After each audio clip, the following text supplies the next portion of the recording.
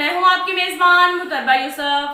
खबर शामिल करते हैं झंग से। हमारे रिपोर्टर राना शाहिद के मुताबिक डीपीओ झंग सरफराज खान वीरक ने अच्छी कारकर्दगी का मुजाहरा करने वाले पुलिस अफसरान और जवानों में इनामात तकसीम किए। जराइम के खात्मे और बेहतरीन पॉलिसिंग पर तकसीम इनामात के लिए डिस्ट्रिक्ट पुलिस ऑफिस में तकरीब का एहतमाम किया गया। डीपीओ झंग सरफराज खान वीरक ने अफसरान और जवानों में तारीफी सर्टिफिकेट और नकद इनामात तकसीम किए। डीपीओ झंग सरफराज खान वीरक का कहना था कि जराइम के खात्मे और बेहतरीन कारकर्दगी पर पुलिस अफसरान की हौसला अफजाई निहायत जरूरी है।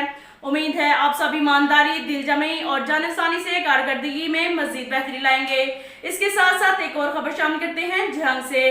रेस्क्यू 1122 की एम्बुलेंस मुल्तान मरीज शिफ्ट करने के बाद वापस ले आते हुए हेड मोहम्मद वाला पुल पर खौफनाक हादसे का शिकार हो गई, जिसके नतीजे में 2 रेस्क्यू एहलकार और 2 मुसाफिर भी जान बहक हो गए।